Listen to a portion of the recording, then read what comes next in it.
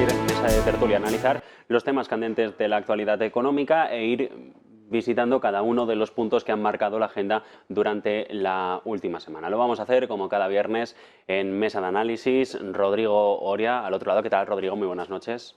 Hola, muy buenas noches a todos. Y aquí en plató, José Basaguito y Gustavo Martínez. ¿Qué tal? Muy buenas noches. ¿Cómo estamos? Bueno, lo primero, vamos a empezar por Estados Unidos. Ese dato PCE, la referencia de PIB que conocíamos el día anterior, sobre todo por la parte de precios. El deflactor del consumo privado sigue estando fuerte y, sobre todo, en enero acelera. Una décima es poco, pero aún así sigue dando señales de que la economía estadounidense está caliente. Gustavo. Sí, ciertamente es así y además este es el PCE, digamos que es el que más preocupa a la Reserva Federal o el que más gusta, ¿no? Porque es el que más bienes y servicios tiene, ¿no? Digamos el más homogéneo, el más objetivo. Y el intermensual ha salido 0,4%, con lo cual damos una proyección bastante lejos de lo que la Reserva Federal espera, que es un 2%. Si alguien se quiere creer eso, claro, pero yo no creo que eso sea el objetivo de la Reserva Federal ahora mismo, pero en los libros viene que es un 2%, ¿no? Y un 0,4% intermensual nos da proyecciones de un 5%. Por tanto, estamos lejos todavía del objetivo de la Reserva Federal. Ahora bien, el dato fue acogido con aplausos por parte de los mercados porque al menos no repuntó más de lo que se esperaba, como había sucedido en meses anteriores, y eso es positivo para el optimismo del mercado, para este optimismo que ya está instalado, y el oro también lo recogió de buena manera, que subió al compás del dato, además de corregir las tasas internas de rentabilidad de algunos bonos, ¿no? Ligeramente, ¿no? El informe, en todo caso, decía que los servicios seguían subiendo precios mientras que los bienes siguen bajando. Por lo tanto, esa inflación de servicios de la que se alerta desde hace mucho tiempo sigue estando ahí. De hecho, vimos una reaceleración muy importante en los servicios. Esto ya lo indicaban los PMIs e incluso el IPC que vimos. Entonces, desde mi punto de vista, se ha celebrado demasiado, ¿no? Es verdad que las subidas en bolsas creo que vienen más apoyadas en esos rallies de Nvidia, también bueno, pues todo en general el sector de la inteligencia artificial, no tanto este dato de PCE, que desde mi punto de vista no es para celebrar. Habrá gustado que las expectativas a 6 meses siguen muy lejos de ese objetivo de la Reserva Federal. Además, no olvidemos que Estados Unidos tiene 3 medidas de inflación, son el IPC, el deflactor y el PCE. Esto es mucho mejor que en España y Europa, que solo nos acogemos a una y hay tutía, ¿no? Ahí por lo menos podemos hacer una media entre las 3 y saber más o menos la cesta real que tiene cada ciudadano, ¿no? A mí me gusta siempre hacer esa media de las 3 y desde mi punto de vista seguimos aún lejos de objetivo, por tanto no se puede relajar desde mi punto de vista la banca central estadounidense. De hecho, ahora mismo los swaps de los fondos federales creo que descuentan 3 bajadas de tipos en 2024, la primera sería para junio. Y no olvidemos que las bolsas hace poco estaban recogiendo que podría incluso llegar en marzo o en mayo. Por lo tanto, vamos alejando cada vez más el pivot. Sin embargo, no vemos ese impacto en las cotizaciones, ¿no? De momento todo está saliendo como quiere el inversor, ¿verdad? Y lo que más me preocupa a mí es esa prima de riesgo del SP. Esto lo has comentado tú muchas veces, Gustavo, y ahora Rodrigo también me imagino que lo podrá comentar, que es esa diferencia entre el activo libre de riesgo, ¿verdad? La letra del Tesoro, que está ofreciendo una rentabilidad prácticamente similar o incluso mayor que el propio S&P 500. Sin embargo, no vemos esa rotación lógica, ¿verdad? Que habría en cualquier otro ciclo, ¿verdad? Hacia un producto que tiene menos riesgo y está ofreciendo más rentabilidad. Sin embargo, el flujo, los capitales siguen en bolsa. ¿Cuánto durará? ¿Cuánto tardará esto? Pues no lo sabemos. Pero de momento, que continúa la tendencia y entrar en contra es un suicidio, así que sigamos disfrutando. Pero es verdad lo que decías con respecto del mercado, que se ha podido deber más a la inteligencia artificial, a esa Nvidia, que al dato de PCE de ayer. Es verdad que a pesar de ello, después de conocerse el dato, fue cuando se aceleraron y los futuros cambiaron de tono. Sí, aprovechar siempre este tipo de datos con mucha liquidez, ¿verdad?, para dejar esos rallies, pero yo insisto que veíamos en las tecnológicas pues, más comedidas y de nuevo Nvidia y todo lo relacionado con la inteligencia artificial. La otra acción, super micro computer, está subiendo un 7%, es decir, todo lo que rodea, ¿verdad?, a este FOMO que hay ahora con la inteligencia artificial es lo que está tirando el carro al fin y al cabo. Rodrigo, ¿el dato de PCE en Estados Unidos es un signo de preocupación o deberíamos estar tranquilos? La economía como un sistema global. Dicho eso, separar a Estados Unidos individualmente, como si fuera una pieza que no tiene contacto con el resto de la economía, no refleja la realidad absoluta. Japón está en recesión, por los datos que están mostrando. Alemania está en recesión. Italia muestra signos de recesión. China muestra datos de recesión. Entonces, cuando todo el mundo se está entrando en recesión, eso va a acabar impactando a Estados Unidos. Porque es el finanzas mundiales dólar y cómo está diseñado la economía. Entonces, la tendencia actual de la economía es que esos aumentos de precio han ido disminuyendo desde las tasas del 8% y el rumbo es cada vez una compresión. Ver los próximos años, yo creo que va a llegar la recesión. De hecho, lo están anunciando las mayorías de economías mundiales. Es una recesión bastante anunciada, que se está retrasando más de lo que pensamos. Pero bueno, al final, cuando se produzcan el muro de refinanciación de muchísima deuda que está a tipo fijo, eso va a acabar impactando a la economía. Es verdad que en todo caso las cifras subyacentes seguían estando en niveles peligrosos. Ese era ese 0,4 del que hablabas tú, Gustavo. Bueno, a niveles muy peligrosos. Estamos hablando de un 0,4 intermensual, es una proyección de un 5% anual. Un 5% anual es una inflación elevada a nivel mundial y eso pues tiene consecuencias sobre todo en que las empresas tienden a crecer de manera nominal y no de manera real, ¿no? Y como haya un crecimiento nominal, pues nos podemos ir a una estanflación, ¿no?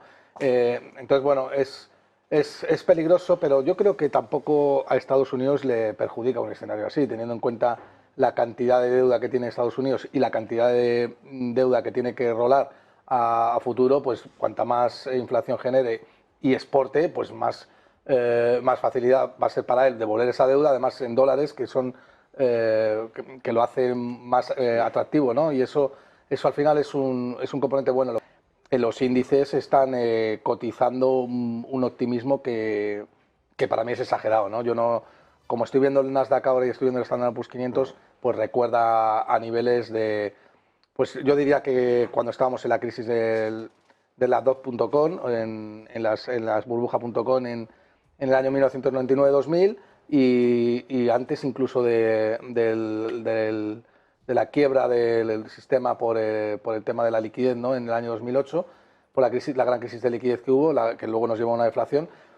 Y yo creo que lo que está pasando es que está nublando a todo el mercado la inteligencia artificial, pero no olvidemos que en el año 1999 también se descontaba que Internet iba a ser el futuro, como después lo fue, pero el Nasdaq se cayó un 80% y tardó 13 años en recuperar los niveles otra vez, o sea, la gente que hubiera entrado buscando ese descuento de Internet va a ser el futuro, pues resulta que se tiró 13 años como coste de oportunidad. Eso yo creo que es un escenario muy similar al que estamos viviendo, ¿no? Todo el mundo comprando inteligencia artificial, la narrativa del mercado es la misma, la inteligencia artificial es el futuro, pero claro, ¿a costa de qué? ¿No? O sea, ¿qué estás comprando, no?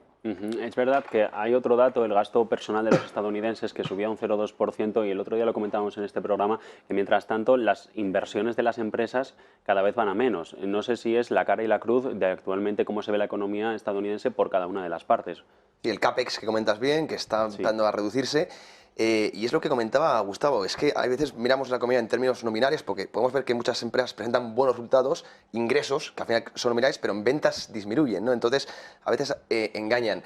Es normal que se vaya resintiendo, si es que estamos viendo, lo está comentando Rodrigo, como otras economías desarrolladas como Japón, UK, toda la zona euro, están ya cayendo en recesión. China más o menos aguanta, hoy hemos conocido unos datos de PMI más o menos buenos, no espectaculares, pero más o menos bueno. Veremos si tienen continuidad en próximos meses. Y Estados Unidos, pues se tiene que ver tarde o temprano impregnada de ese malestar que hay en el mundo. Es verdad que Estados Unidos tiene una gran ventaja frente al resto de economías, y es ese gran privilegio que decía Charles de Gaulle, ¿no? Que puede exportar dólares e importar riqueza. Entonces puede sostener déficits, cosa que Europa, Japón es verdad que también más o menos ha tenido mucha demanda de simple divisa, pero Europa y UK no tanto, ¿no? Entonces creo que esa gran brecha que se ha abierto dentro del mundo desarrollado entre ciertas regiones y Estados Unidos viene un poco también derivado por eso, ¿no? Por la facilidad que tiene Estados Unidos para emitir déficits. Esos déficits acaban llegando a la economía real, inflan a corto plazo el PIB, y Europa, pues ya volviendo a las reglas fiscales, tiene que ser más comedido. Y eso, pues evidentemente, en los agregados como el PIB, pues acaba impactando. Eso sí, es una bomba nuclear la que está haciendo Estados Unidos, endeudarse. Mientras haya demanda, está todo muy bien, pero cuidado, a futuro, hablo de muy futuro, si hay un desapalancamiento, se puede ver muy, muy perjudicado. Así que de momento tiran a lata, inflan los PIBs y la economía que se sostiene, las bolsas lo recogen, pero a nivel de economía real, de momento se mantiene, es indudable, es verdad que con cierta desaceleración. A nivel de mercados financieros, yo también estoy con Gustavo, que veo una sobrevaloración tremenda. Y cuidado, con esto ya acabo. Hablabas de la burbuja.com, que realmente empezó en el 95 y estalló en el 2000, es decir, fueron 5 años de burbuja. Ahora puede que esté empezando y le quede recorrido, quién sabe, no conocemos el futuro. Pero justo a esa medida que está diciendo la prima de riesgo, cuando tenemos esa anomalía económica entre el activo de libre riesgo y el SP500, que da más rentabilidad este segundo, eso lo vimos también en el año 2000 en la burbuja.com. Así que tenemos ciertos paralelismos, como bien comentaba Gustavo. Rodrigo. Bueno, yo siempre, diría que no estaría a largo del SP500, creo que le veo riesgo, y estarían otros activos como los que he venido diciendo los últimos meses, más largo de Bitcoin, más largo de tipos de energía, largo de oro y de bonos de largo plazo de Estados Unidos, porque creo que en el futuro se van a acabar revalorizando, sobre todo cuando llegue la recesión. Bueno, yo ahí difiero con Rodrigo, prácticamente estaría largo de todo lo que ha dicho, menos en... Vas a estar de acuerdo conmigo en unos meses. No, pero la renta fija ahora será al revés. Yo estaría largo de bonos a corto plazo porque la curva de tipos se está desinvirtiendo y la sensibilidad afecta más a los tipos que van a largo, a la duración, que a los cortos. De hecho, está subiendo, como vemos en Nasdaq, toda la duración está a máximos históricos. Pero creo que es compatible con lo que tú dices, porque tú hablas de un escenario de deflación, entonces realmente en ese escenario pues sí que estaría, tiene sentido lo que tú dices. Pero quiero decir que ahora mismo es más factible que repunten la curva en los bonos a corto plazo que los bonos a largo plazo, ¿no? Vamos. Sí, bueno, pero yo inversiones a corto plazo no hago. Siempre hago a mínimo un año. Entonces, aquel que quiera especular, invertir a corto plazo o tiene una bola de cristal, o yo personalmente no sé hacerlo.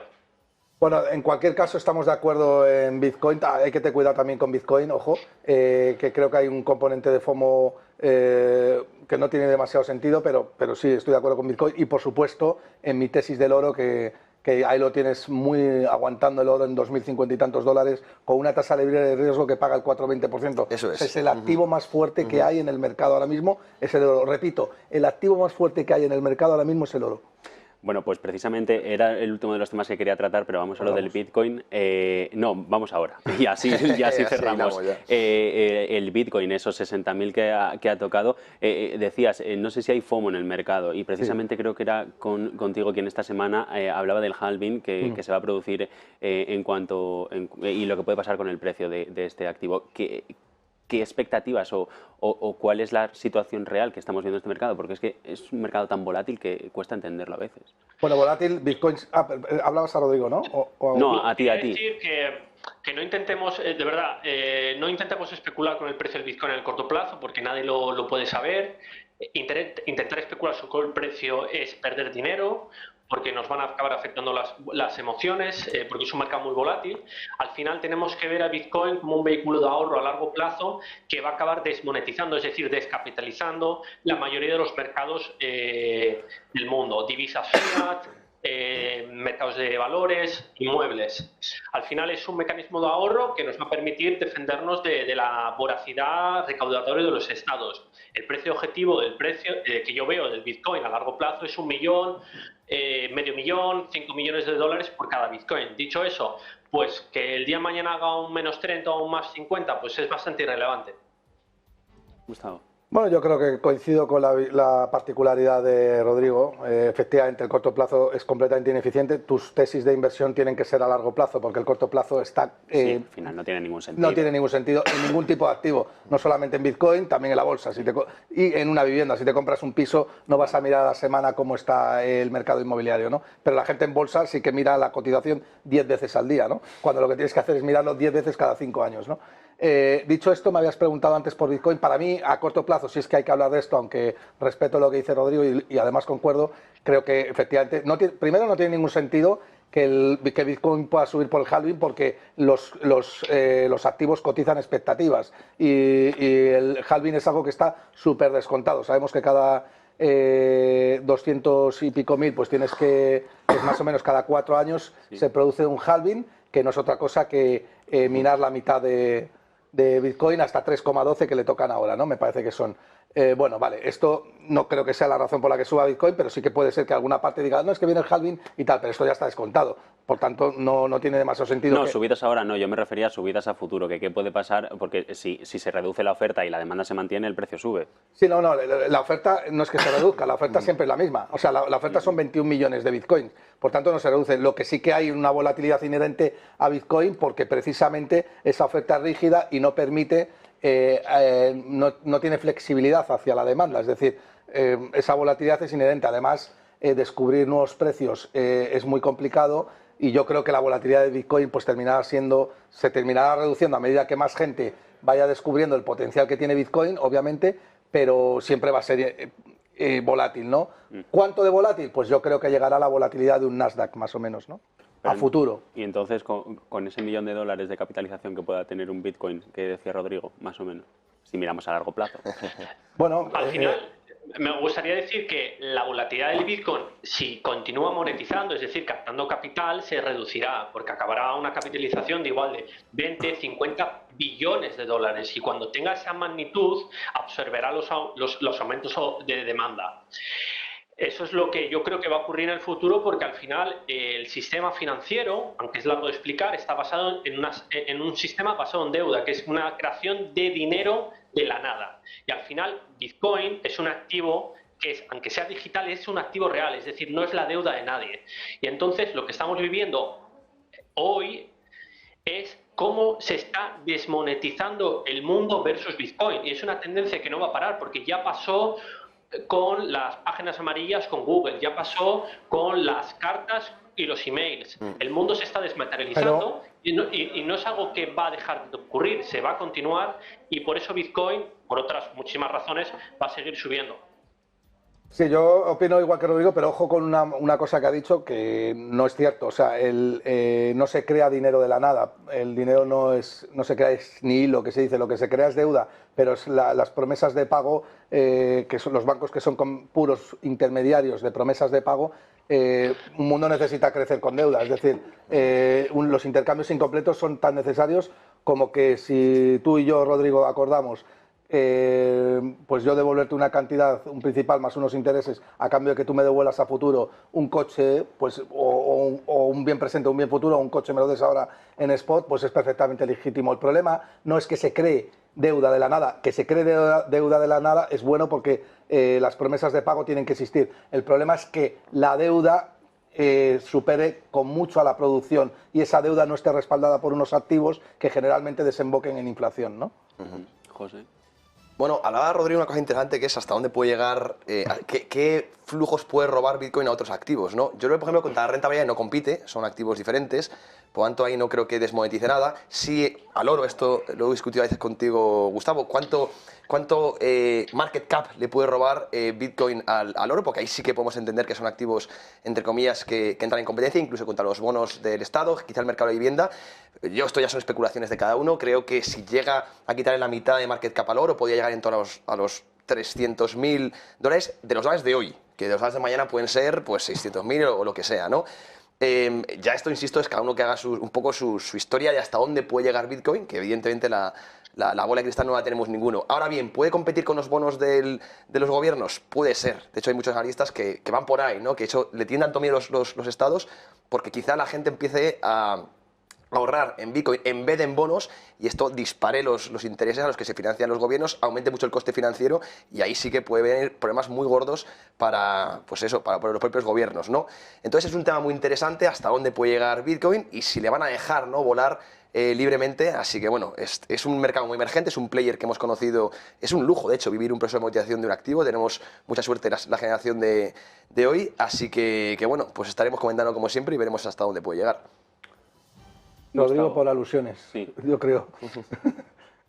Bueno, no quiero entrar en el tema de la deuda. Al final yo voy a decir que Dios bendiga a Satoshi Nakamoto, porque al final nos ha regalado Bitcoin al mundo para liberarnos de la deuda. Pues sí, Dios bendiga, efectivamente. Estamos los tres de acuerdo en algo que es muy importante para el mundo, ¿no? Bueno, pero está esa eterna aclaración de Bitcoin o oro. Eso te lo matizo yo rápido. El que te diga Bitcoin escuchaba o oro, con Daniel Lacalle esta semana. El que diga Bitcoin o oro no sabe ni lo que es Bitcoin ni lo que es oro. Vamos a tener los próximos años periodos en los cuales el oro se va a valorizar y Bitcoin va a caer y viceversa. ¿Por qué? Porque suben por catalizadores distintos. Bitcoin hoy por hoy no responde, no sube porque descuente tipos de interés reales negativos. De hecho, el otro día salió el dato de PCE y el que rápidamente primero emergió, obviamente a unos niveles mucho más inferiores que Bitcoin, porque la oferta de oro es muchísimo más elástica y por tanto el valor es más estable, pero el primero que subió fue el oro. ¿Por qué? Porque está protegiendo contra tipos de interés reales negativos. ¿Por qué? Porque el oro sí que puede convertirse a futuro en un medio de intercambio generalmente aceptado. Bitcoin no. Bitcoin, que tampoco lo necesita, Bitcoin va a ser un gran depósito de valor. Por tanto, en mi opinión, oro y Bitcoin son activos perfectamente complementarios y jamás sustitutivos. Y aquí podemos debatir, Rodrigo y yo, otro día, porque no creo que Bitcoin desmonetice al oro a futuro. Y además, voy a ir un poco más lejos. Yo he estudiado mucho mineras de oro. El proceso de extracción de las mineras del oro es tremendamente complejo y cada vez más difícil porque es un bien escaso. La oferta de producción de oro no excede más del 2% anual y cada vez va siendo menor. Barrick Gold y Newmont, que son las dos principales productores de oro, se las ven y se las desean para poder seguir extrayendo oro. Tienen los problemas además añadidos de que la regulación es cada vez más atroz, que tienen que ir a distintos estados con distintas políticas. Tienen el ESG. Mucha gente no quiere invertir, asignar capital a las mineras de oro porque tradicionalmente y a largo plazo no son buenos negocios. Todo eso es bueno para el precio del oro. El hecho de que Bitcoin tenga mejores cualidades que las tiene no es condición sine qua non de que vayas a desplazar a un activo que lleva miles de años sobreviviendo a todo el resto de activos monetarios y sobreviviendo a la moneda fiat. O sea, el oro ha batido al dólar y ha batido al Standard & Poor's 500 en el último cuarto de siglo. Así que, por favor, respétenme este metal, de verdad. De hecho, no hay correlación entre oro y Bitcoin, ¿eh? No se ve correlación clara entre oro y Bitcoin. No tiene por qué haberla. En 1900 en Nueva York, todo el mundo iba en carruaje y en caballo. 13 años más tarde, en 1913, hay una foto que aparece que no hay ni un solo caballo en todo Manhattan. Los cambios se pueden producir poco a poco y luego de repente. El oro, el dólar, los bonos a largo plazo del gobierno americano son como el último cigarrillo, le queda la última calada que tú le puedes fumar y extraer. En el corto y el medio plazo son activos que lo van a hacer bien. En el largo plazo se van a meter un galletón enorme. ¿Por qué? Porque se van a acabar desmonetizando contra el oro. Esa es mi visión. Aunque yo diga, ¿yo invierto en oro? Sí, porque en el corto y medio plazo creo que lo va a hacer bien. Y una cartera 100% Bitcoin, salvo que tengas el corazón y la capacidad de aguantarlo, es duro. Sobre todo para gente que si le dices ponte 100% en Bitcoin no es capaz de aguantar la volatilidad. Pero al final es como lo que decía Warren Buffett, ¿no? Es la última calada que le queda.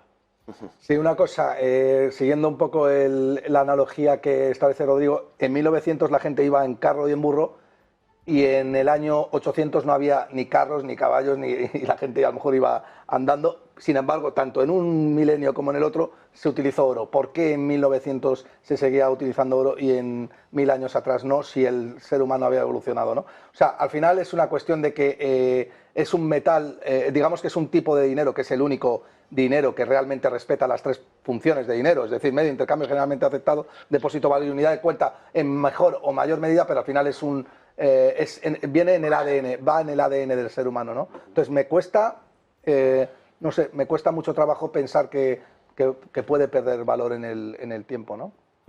Bueno, vamos a dejar este tema aparte, no nos vamos a ir del mercado porque quería tratar también un tema sobre la credibilidad que ahora mismo pueden tener los mercados en función de varios casos que hemos ido conociendo. Están los del sistema financiero de la banca regional en Estados Unidos el año pasado, ahora con el New York Community Bank Corp que sigue, ayer caía after hours un 20% por problemas internos que decía la compañía, y luego aquí en España el caso Grifols.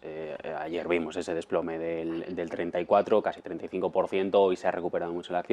Pero al final no sé si deja entrever, en este caso José, empiezo contigo, problemas internos de control del mercado que también minan la confianza del inversor. Sí, son cosas muy puntuales, como ya has comentado. En Estados Unidos seguimos con la banca regional y esa exposición al commercial real estate, ¿verdad? Que es un tema que no se ha solucionado. Puntuales, pero que no se atajan por parte de los reguladores en cuanto salen. No se atajan y porque tienen mucha dificultad de que se pueda atajar. Por ejemplo, Grifols, ¿no? Que ha presentado la auditoría y yo comentaba hace unas semanas que era un suicidio bursátil, ¿no? Entrar en Grifols cuando no estaba claro si la compañía iba a ser capaz de defender, ¿no? Esas acusaciones en su día que tuvo ante Gotham. Entonces, bueno, hasta que no se aclare, pues estar jugando a la moneda del aire, ¿no? Y en el caso de Estados Unidos, la banca regional, es que son problemas que siguen ahí, es decir, que esa exposición que tiene al commercial real estate, no olvidemos que son pues hipotecas ligadas a locales comerciales que están vacíos, derivado de, o sea, ha habido un cambio en las pautas de comportamiento que no van a volver, el COVID ha cambiado mucho, entonces el teletrabajo ha venido para quedarse y esa exposición que tienen, pues se la van a tener que asumir tarde o temprano, ¿no? Entonces ha habido facilidades que han más o menos alargado un poco el chicle, pero no han corregido el problema, ¿no? Entonces es normal que veamos y que sigamos viendo casos puntuales. Ahora en marzo llega un mes muy importante, marzo-abril, que se acaba la facilidad del BTFP, además, bueno, el repo inverso es verdad que se ha estabilizado y quizá aguante hasta agosto-septiembre, pero bueno, de momento parece que el tapering no va a llegar por parte de la Reserva Federal, entonces si de verdad vemos drenaje de liquidez, que está por ver, yo no lo creo sinceramente, pero si de verdad lo viéramos, ahí sí que creo que podría caer parte de la banca regional, pero bueno, no lo van a permitir, sabemos que al final la Reserva Federal es el cuidador, ¿no? De todo el lobby bancario y estará ahí para lo que sea, pero lo que yo digo es que los problemas no se han corregido, Grifols de luego que no, y la banca regional es que sigue ahí con los mismos problemas que han hecho estallar a varios players y que otros siguen teniéndolo, pero lo están escondiendo bajo la alfombra. Pero ¿y por qué no admiten que es un fallo, que hay que subsanarlo y ya está? Todo el mundo tiene errores, los reguladores. Bueno, la CNMV es que no hace nada, por ejemplo, en el caso de Grifols, que es lo más nacional, pero es que la CNMV le da exactamente igual. A Grifols ayer en la call de analistas se le preguntó cuál era la investigación de la CNMV, a Rodrigo Buenaventura se le ha hablado sobre el caso y es que dicen, bueno, no pasa nada con Grifols y de hecho echan las culpas a Gotham City. La CNMV lo hizo en la bolsa hace muchas semanas ya, pero Rodrigo Buenaventura insiste en que ellos no tienen ningún problema y que sus empresas tampoco. Bueno, sí, yo creo que a la CNMV se le ha caído la venda y no viene a ser lo que muchos hemos defendido, es un lobby que protege a los cuatro, es un lobby del Estado y protege, pone barreras a la entrada a los que quieren entrar, si no es a cambio de un fee que tú me das y si yo te acepto, ¿no? Entonces, bueno, ¿qué va a proteger la CNMV? La CNMV no protege nada, quien protege es el libre mercado, mediante la expulsión de aquellos que están actuando o cometiendo malas praxis, o por ejemplo, en el caso de Gotham, pues el hecho de publicar ese informe que permite dar información a aquellos que no tienen demasiada información sobre lo que está haciendo la familia Grifols a través de su vehículo Extracton, que no es otra cosa que inventarse, consolidar una contabilidad, consolidar una serie de empresas por el hecho de que tienen una opción de compra de esas empresas y no deberían de consolidarlo. Es que además, pero claro, ¿qué va a decir la CNMV? La CNMV pues intenta lavarse las manos y ya está, y no me molestéis con este asunto, ¿no? Es mi opinión. Rodrigo. Yo le preguntaría a los directivos de Grifols que cuántas acciones han comprado cuando cayó casi un 50% la acción. ¿Cuántas habéis, cuánto habéis aprovechado para, dado que están más baratas las acciones, cuánto habéis comprado? Al final la CMV, yo no me fío de ningún regulador en general, creo que son todos una gente que protege al status quo y yo creo que deberíais hacer vuestro propio análisis y sobre todo invertir en activos que no dependan de ellos. Claro, pero es que las casas de análisis siguen diciendo, el Grifols es una oportunidad. ¿Una oportunidad de qué? Bueno, que muy bien, que haya casas de análisis que digan que Grifols es una oportunidad está muy bien, y que haya otras y que las dejen, que digan que es una empresa que está muy sobrevalorada y que está cometiendo contabilidad creativa, está muy bien, y que permitan ponerse corto contra esa empresa también está muy bien, o lo que hizo Grifols, ponerse corto, luego cerrar esa posición, porque lo que permite eso es que otros no entren largos en un sobrevalor y por tanto se coman su inversión. Por tanto, vamos a dejar al mercado que ponga el precio lo más próximo al valor posible, que al final es quien el dios justiciero, Es ¿no? que es Con toda la curioso, información. Gustavo, porque hay muchos canales, como comentaba Javier, que recomiendan a veces, pues eso, zonas de compra y tal, y luego nos llevamos las manos a la cabeza cuando otra casa recomienda cortos, ¿verdad? Parece que como que se ataca, ¿no? Porque manipula el mercado, pero de la misma manera lo hacen esas casas de análisis que dicen, bueno, esto está en una zona atractiva de compra con 1000 valores, ¿eh? Y eso lo aceptamos, todos los días lo leemos, y sin embargo estos que tienen mucha polémica, ¿no? Estos research, de estos hedge fund, cuando hablan de cortos o de un valor cercano a cero, toda la comunidad inversora se da las manos a la cabeza y es lo mismo, es la misma manipulación de mercado, exactamente la misma. Pero no olvidemos que Gotham descubrió Gowix. Sí. Sí, además. Y lo que Claro, hizo... es que ahí está el tema, que estas casas de análisis que recomiendan ponerse en cortos tampoco suelen errar en los informes. Hindenburg Research hizo lo mismo con la compañía de Adani y ahí está, también el caso de Temenos de hace una semana. O sea, Pero tú fíjate, Javier, que el hecho de que descubriera Gowix lo que hizo fue poner alerta a todos los potenciales inversores que iban a entrar y a los que ya estaban dentro, Claro. decir, oye, que esto que están diciendo es mentira. ¿De verdad tú crees que Gotham va a poner en juego después de todo lo que ha... reputación. Su Eso es. reputación, Claro. vendiendo una posición corta simplemente porque quiere mover al mercado, porque ya tienen una reputación? Es decir, ¿cuánto vale mi reputación? Este corto, ¿para qué? Si tienen una cantidad de buenos analistas, y aunque lo hicieran, tampoco es ilegal, que ellos... El inversor debe ser el que tiene que tener la información a la hora de tomar una posición. Si tú tomas una posición porque Gotham te lo está diciendo, entonces, y luego pierdes porque Gotham se ha salido de esa posición y no sabes si era mentira o no, la Bueno, pero eso responsabilidad es es tuya. elección, Sí, sí. claro, eso te iba a decir, eso es una elección tuya. Claro, Al final claro, es claro. igual que cuando otra casa de análisis recomienda comprar Sí. y tú entras. Sí, Al pero final, es que parte de las demandas o de lo que se aduce en la demanda contra Grifols es que ellos se salieron hecho perder. el día después. Ellos se salieron el día después porque tomaron la decisión de salirse el día después, pero ellos dejan bien claro, y además consta en los balances, que Strackton era un vehículo creado por la familia Grifols para poder consolidar compañías que no tenían que consolidar. De hecho, es lo que sigue dando problemas ayer Sí, sí. en los resultados. Vamos con la vuelta a lo macro, esos PMIs de China que hemos conocido durante estas últimas horas. Se ahonda en la recesión, o al menos se queda todavía por debajo de 50, mantiene fortaleza y la semana que viene tenemos las nuevas previsiones del gobierno de Pekín. José. Sí, sabemos que además China está ahora por lo criminal básicamente tratando de rescatar a la economía y a los mercados. Los mercados vienen con ciertos rebotes interesantes, yo tengo posición además en varios ETFs en China ahora. Y parece que respira un poco. Lo dicho, es un dato muy puntual, habrá que ver qué continuación tiene en los próximos meses, pero por lo menos respira. China está muy lejos de la recesión. Mucha gente que habla de recesión en China cuando está creciendo al 5%. Cuidado, recesión, hablamos siempre de contracción del PIB. Otra cosa es desaceleración, que es lo que está sufriendo China, y que es verdad, porque con el nivel de renta de PIB per cápita que tiene, el nivel de madurez de la economía, crecimientos del 5% son muy pobres. Se le tiene que exigir más, pero es normal que haya cierta coyuntura. Está muy expuesto a un sector inmobiliario muy enfermo en China. Esto le está haciendo mucho daño. Pero desde mi punto de vista, el gobierno chino, con sus cosas, porque es una cosa muy opaca, muy interventor, tiene, desde mi punto de vista, músculo para poder estimular la economía a corto plazo. Así que desde mi punto de vista, desde aquí vamos a ver mejora, tanto en la economía real como en la economía financiera. Esto es una opinión muy personal mía. Gustavo. Bueno, yo creo que el problema que tiene China es que el gobierno está dando inflamatorios al enfermo cuando lo que necesita son antibióticos, ¿no? Y intentar salir de una deflación generando inflación no es lo que el mercado te está pidiendo. Lo que el mercado te está pidiendo es que dejes de meter tus narices en el gobierno corporativo de las compañías, y que dejes de intervenir en las decisiones de las compañías y de intervenir en los beneficios a futuro. Por eso China está en deflación, y por el mercado inmobiliario, ¿no? Porque los inversores no quieren localizar capital donde saben perfectamente que los management no son libres, sino que están condicionados a potenciales decisiones de los gobiernos que no sabemos cuáles son y que además tienden a falsear información, ¿no? Corregido esto, estoy de acuerdo con el análisis de José. China está cotizando a 8 veces beneficios, cuando sus PERs, inmediatos PERs, que son Estados Unidos y la India, están cotizando a 22 veces beneficios, con lo cual es una empresa del tipo value investing clarísima a nivel global, pero lo que hay que dilucidar es si estamos ante una trampa de valor o no. Estamos ante una trampa de valor, Rodrigo.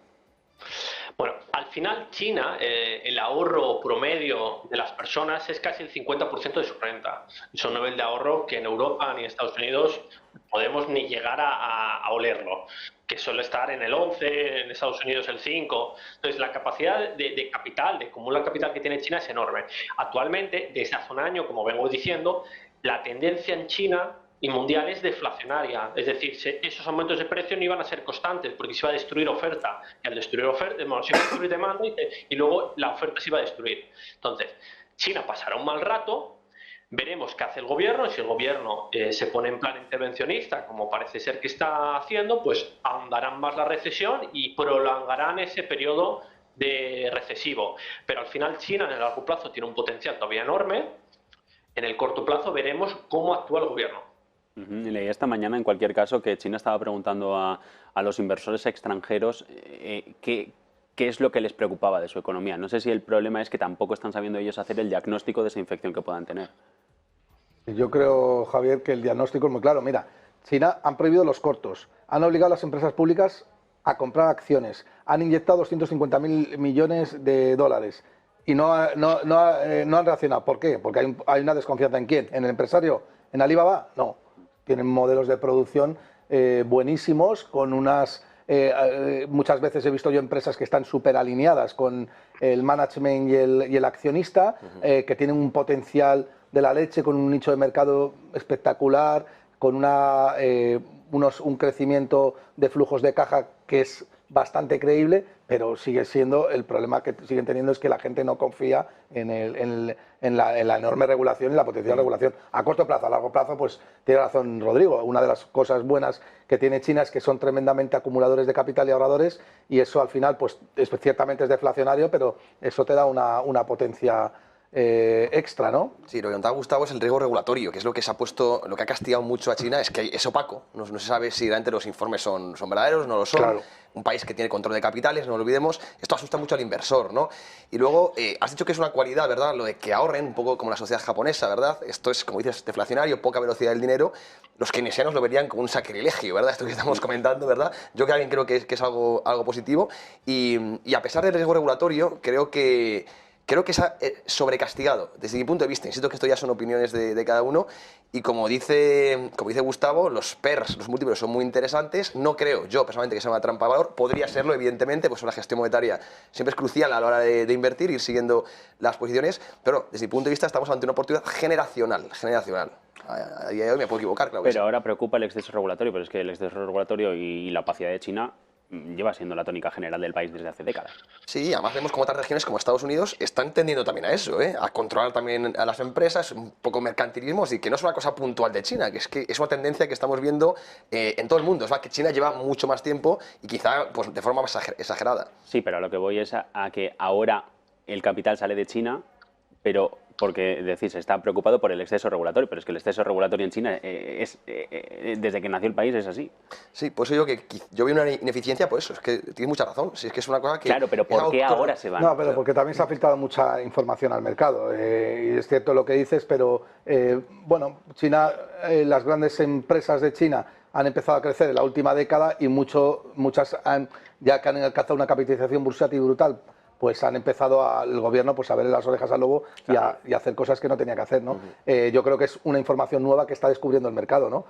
Antes se veía como China un sistema comunista y tal, pero dejábamos el libre mercado actuar ahí en la sombra, que no nos molesta demasiado. Pero ahora han empezado a poner coto a los empresarios, a intervenir, y bueno, en el fondo yo creo que incluso puede ser bueno para el mundo que China esté en deflación, porque eso permite exportar esa deflación al resto del mundo en un proceso inflacionario, y vuelve otra vez la guerra de divisas entre Estados Unidos y China, ¿no? Y el yuan y el dólar, ¿no? Nuevo capítulo en ese conflicto, Rodrigo.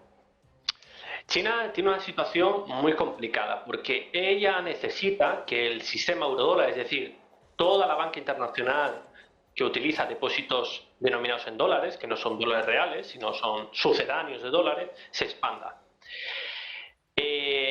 Si no se expande, tiene este problema deflacionario. Por eso ahora está la situación complicada en China. Si China permite el ajuste o empieza a dejar de exportar tanto, a acumular tantos dólares, va a tener que deslocalizar parte de su producción, porque es lo que pasó en los años 80. Estados Unidos exportó su industria manufacturera a China. China va a tener un problema social, porque en ese momento de empezar a deslocalizar esa industria va a generar paro momentáneo. Y el gobierno chino lo que más valora es la paz social. Entonces, para poder ajustar una economía capitalista necesitas pasar malos momentos. La pregunta es, ¿está dispuesto el partido chino comunista, que es más bien una dictadura de partido único, no es un país comunista, es un país capitalista, a sufrir ese ajuste momentáneo y peligrar su posición dentro de la sociedad, que la gente empieza a tener malestar de verdad? Esa es una incógnita que no sabemos qué va a ocurrir. ¿Queréis decir algo? No, yo estoy bastante de acuerdo con lo que dice Rodrigo. Bueno, pues nosotros lo vamos a tener que dejar aquí porque ya vamos sin tiempo. Rodrigo, un placer. Muchísimas gracias. Y Gustavo, José, a vosotros también. Hasta la semana que viene. Para que viene un placer. Un placer.